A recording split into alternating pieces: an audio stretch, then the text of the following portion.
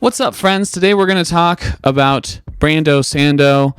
He's like a big deal in the author world, and why I feel like it's like Casey Neistat, which might seem like a weird comparison, but I'm going to defend myself.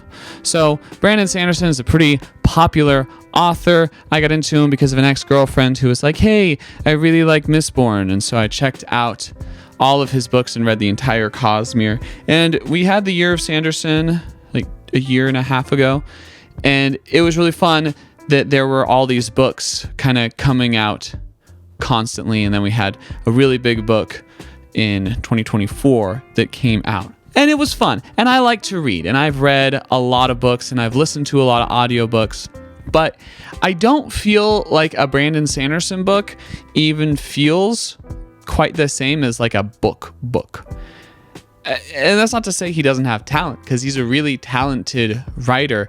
I just feel as if it's almost like having a communication with someone, and there's such frequency in the amount of material that he comes out with, and it's all interconnected, and it feels almost like a dialogue that we're having because he's constantly improving and changing.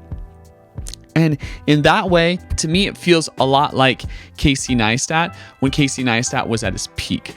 Some of you weren't around for that, but around like 2015, 2016, Casey Neistat was putting out daily videos, and he called them daily movies.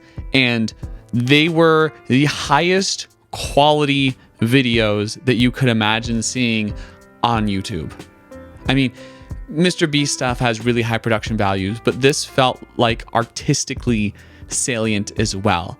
Like high production value, but also high consistency and high creativity in storytelling, in technical prowess, and in all of the things.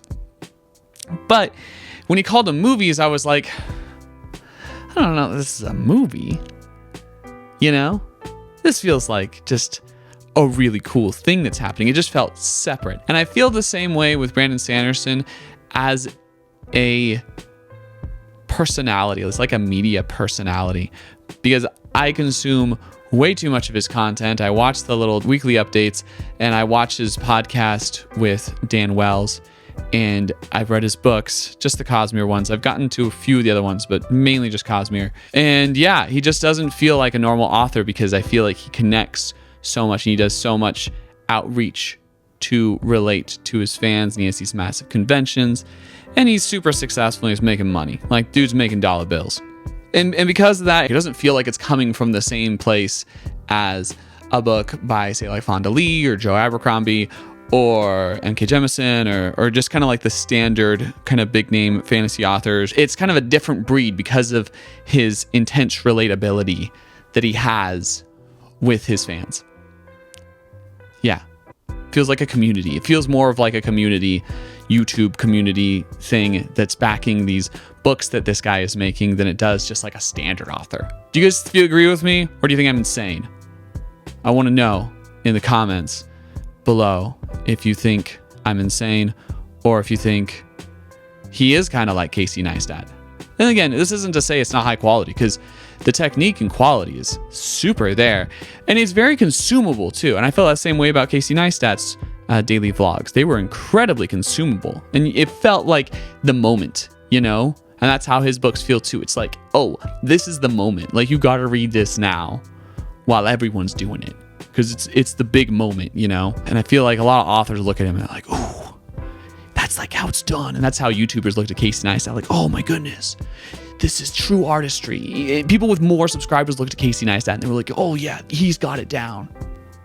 Anyway, hope you enjoyed my thoughts. If you did, like, comment, share, subscribe.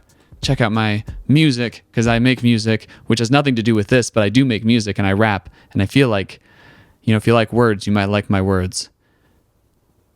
Okay, catch you on the flip. I had a little bit of back and forth before I could understand what